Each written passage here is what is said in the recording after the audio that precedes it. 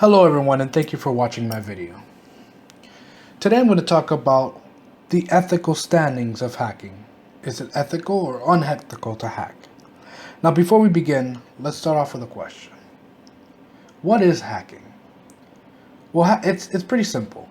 Hacking is using any technical effort to manipulate the normal behavior of network connections and connected systems. It is used in order to infiltrate systems, protect the computer files, and networks to either steal information or find an exploitable weakness in which information can be gathered, used against companies or corporations, or used to be sold to the highest bidder. Now, those who deal with the hacking are considered hackers or crackers. Now, the thing is, not all hackers are created equal. Now, what are hackers? Hacker is someone who seeks and exploits weaknesses in computer system or computer networks. They're all well versed in not only computer language and computer programming, but they're also well versed in the computer operating systems. Hackers are normally motivated either by multitudes of reasons, such as profit, protest, challenge, enjoyment, or to evaluate their own strengths in programming code or running around a system. Some may also even assist in companies and assisting in bolstering the defenses of security weaknesses that some companies may even have.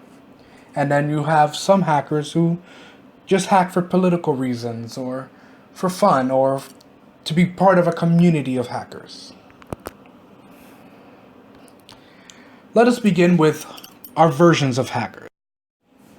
Now, let us begin with our most ethical hacker, the white hat hacker.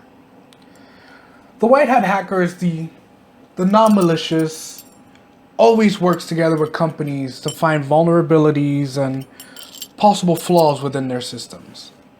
At times, they're also hired to employ certain techniques and skills called penetration testing. Now, a penetration test is an attack concentrating on the computer and the software systems from start to finish, from scanning points to examining known defects and patch installations. Some of these hackers may even employ these attacks for not even just days, but even weeks, sometimes even months, just to practice and continue to attack the system just to make sure that their systems are either fully protected and ready, or if they could withstand a normal attack, like if any. Now, our unethical group is our black hat hackers. They're malicious and they always break the law and they always violate security policies.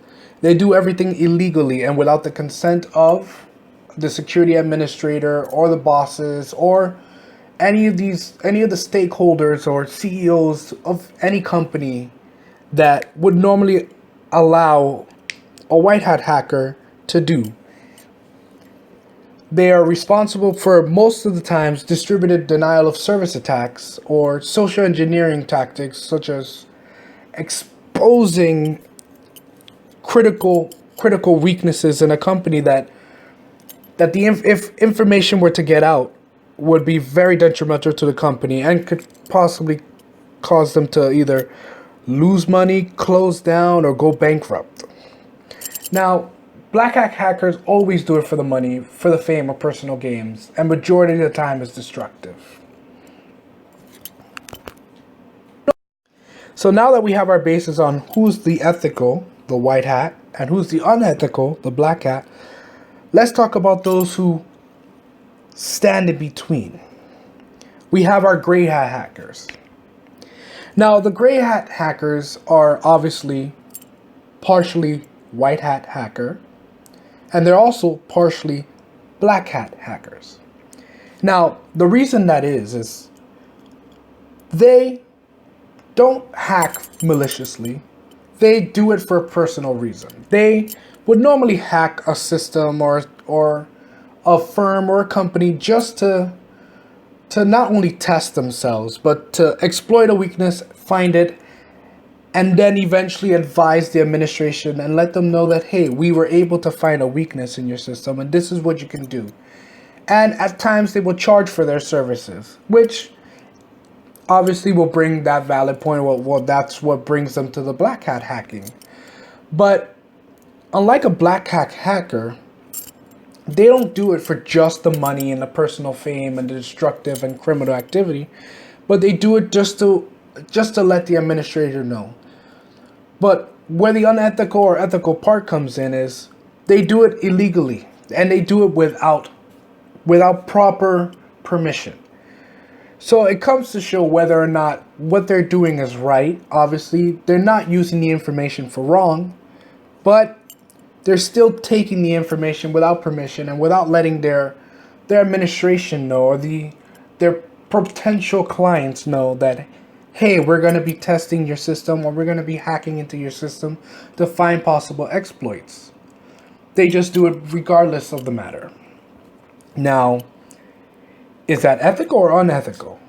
Have they breached that line whether what they did is right or what they did is wrong?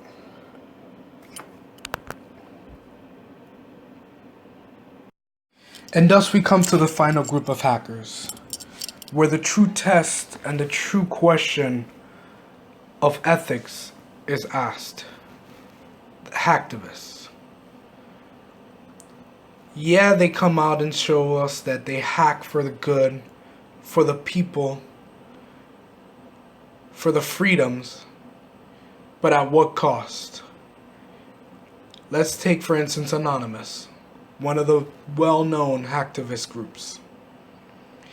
They are known for tearing down and destroying and shutting down and defacing websites, Twitter accounts, and news feeds of ISIS. But at the turn of the hat, they're exposing government secrets, knowledge, trademarks, and all things that should have remained secret, that was very detrimental and harmful for the country, they released. So in a way, we don't know or where they stand or how they stand or what can be considered with them. Are they ethical or unethical? Are they doing the things really just because of political or social or ideological reasons?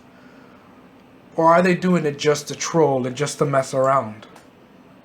The question you ask yourself for this one is, what is a hacktivist? What is their true purpose? What are they looking to gain?